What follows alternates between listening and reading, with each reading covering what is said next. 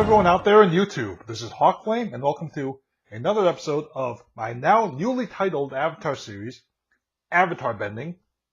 But, by the way, I've chosen that title because I think it really reflects, what my sort of approach to this, or what is bending. Bending is trying to maintain a mastery of the control of the elements, and this is sort of my way of trying to kind of work my way around my understanding of this series. So there you go, Avatar Bending. This is episode 4, the Warriors of Kiyoshi. And I'm gonna sound like a bit of a broken record here, but yeah, this is another really solid episode. It's not as sort of emotionally rich as the last one was, but I don't think anything can be really like the last two. Didn't really have that emotional quality that really shows the depth of the story that can be explored here. But I think it does show another interesting aspect of the Avatar world and the potential that the Avatar universe has, and that is how it's really dealing with the idea of gender and the idea of women in this universe. And it's not my first initial impression of this is that it was just kind of a, women can kick ass too kind of episode where the Warriors of Kiyoshi and whatnot. And I think it's a little bit more than that. I think it kind of has to say a couple of things about the way women are perceived in sort of in society in general. And before I get on to a little bit more detail with that, just a basic rundown of what happens is that the Aang and Katara and Sokka are kind of on the run. They're going around the world. Ultimately, they want to head to the northern water tribe, but right now it's kind of going around the world and just kind of having fun. Of course, the Zuko and the Fire Nation are completely like flummoxed by this. I think he's some sort of master at avoiding capture, but he's just like going around to random places. Yeah. And I think first thing he wants to do is ride the elephant koi, which are these giant, beautiful looking fish in this one area. And ultimately ends up being in the company of the Kiyoshi Island and the Warriors of Kiyoshi, who are so named after this the Avatar that was from there, Avatar Kiyoshi, an Earthbender, whose legacy is really, really left on this one island, and especially with the Kiyoshi Warriors, a group of female warriors who are kind of keeping the island secure, and they're really inspired by the Avatar Kiyoshi, the way she looks, the way she dresses, her way she goes about things, and philosophy and whatnot.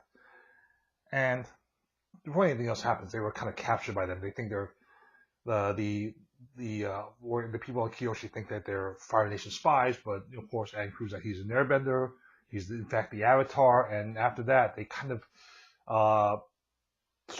he kind of becomes a celebrity there, and he even sort of starts to develop this one kind of like a group of fangirls, really. And at the same time, there's this story about of him dealing with the fangirls, Katara's reaction to the fangirls, and her reaction to how he's dealing with them.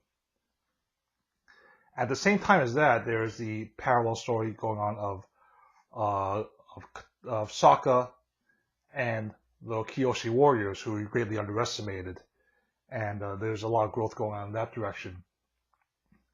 And of course, with all this happening, there is the Fire Nation still actively looking for him. They find word that he has reached the Kiyoshi Island, and basically a lot of shit happens. The most interesting aspect of the storyline here is, again, like I said before, it's approach to women. It's much more. It has something interesting to say in that these are the way Sokka reacts to the Kiyoshi warrior, and the way sort of Aang is dealing with his feelings for Katara here. Because what happens here is Aang has kind of gotten all this stuff about him being the Avatar and having these fangirls kind of went to his head. But at the same time, Katara is sort of like not having any of that. and she thinks it's best that they move as quickly as possible. They have to stay on the move because the Fire Nation is after them, and he's kind of had it with his attitude, but also at the same time there is a part of Aang that really it's not just about like him just being. When I first saw it, it struck me as it was about just him just sort of having this go to his head. But watching it again, it's like watching it again. It's more like he's trying to impress her. He's trying to use this gaggle of fangirls to sort of to again to try to impress Katara. That's what also he's trying to do in the beginning with the elephant koi. She wants to get his attention. That's all he's trying to do. Get her attention. And at the same time, you have Sokka here, who's kind of being kind of a sexist pig throughout this episode. And that is he starting off with this argument that he has with Katara about like how men do this, women are supposed to do this, men are better at that, women are better than this, and he kind of just doesn't get the idea that a group of female warriors can be strong and can be powerful and can kick his ass, frankly. And he sort of dismisses the Kiyoshi warriors at first, but he has a definite character arc in this. Both these parallel storylines with Aang and with Sokka, they kind of tackle seeming like the two different ways a lot of men seem to view women. They are either an object of affection, object of something to win over, something that just to see as a romantic interest, just to someone to impress, or they're just dismissed as being sort of girly, not as strong as men, not as capable as men are. And this episode shows kind of the reality of this, and that's kind of not true at all. That's not really the case, And it's not even so that it's just that women can be as powerful as men, women can be valuable as men. That's obviously true here, but it sort of shows a little bit more than that. Sokka here really has to learn a bit of a lesson. He learns a lot of humility. He learns to ultimately accept that women can be strong and can be capable, and that they can be great warriors. And there's a great scene where he comes back where after being humiliated by the Kiyoshi warriors the first time he comes across them in their training hall, and so kind of he goes there, he's sort of thinking like, yeah, I could teach these ladies a thing or two, I mean? But when he comes back, but then he kind of gets humiliated there, and then he comes back sort of hat in hand, so to speak, and be ready to sort of take them seriously as warriors and learn from them, in fact.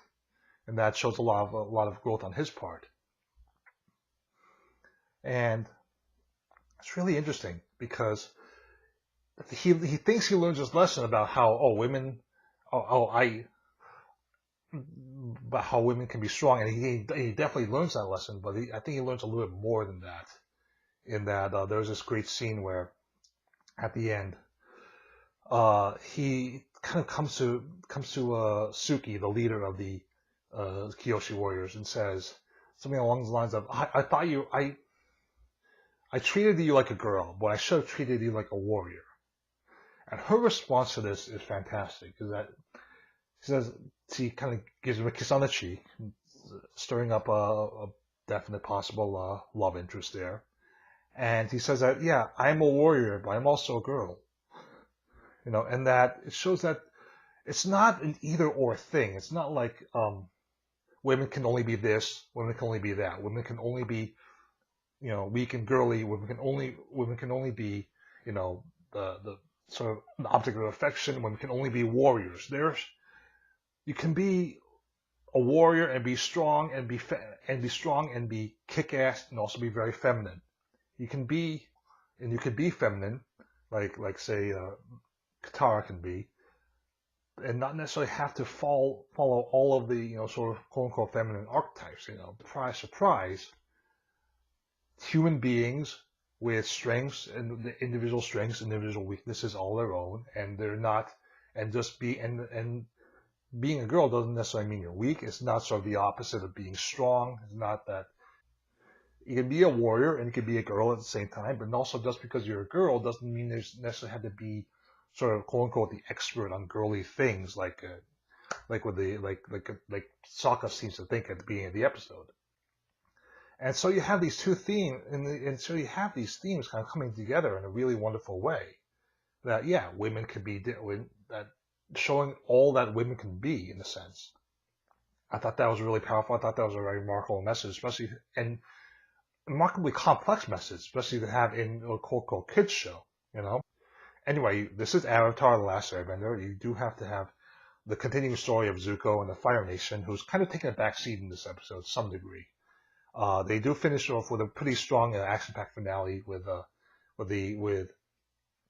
Fire Nation kind of basically laying waste to the village, but Aang, so knowing when to cut his losses, knowing that his being there is what drew them there, so realizes, or thanks to Katara's prodding, realizes that maybe the best thing to do is to leave at this point, you know. But he does so before, not without helping them out a little bit. He does end up taking all the fires out, so that's kind of cool of him. But I feel like ultimately that ending part was not sort of it's not the. It felt like it felt like it was there because he had to. It felt like it was there because it had to be there because it's Avatar, because there had to be some action and whatnot.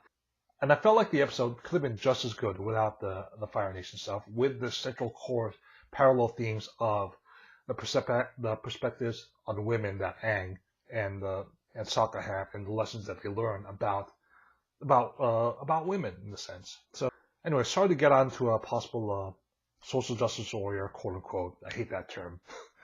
Soapbox here. I didn't really think that was where I was going to go, but hey, I never know where these things are going to end up. So I think that just about says it all. I like the strong message of this. I like the themes of the episode about gender were really well explored, very subtly, very richly. I just think that the Fire Nation stuff was kind of it didn't feel bad, or it ultimately didn't feel necessary for this episode in a sense, you know. I mean, I guess you kind of need to have a climax, so it felt necessary in that way, but that wasn't where this episode really shined. Anyway, thanks for listening. Don't forget to comment and subscribe. Please subscribe. I'm sounding desperate here, I know, but I only have 15 subscribers, and that's really sad. And until next time, Hawk Flame out.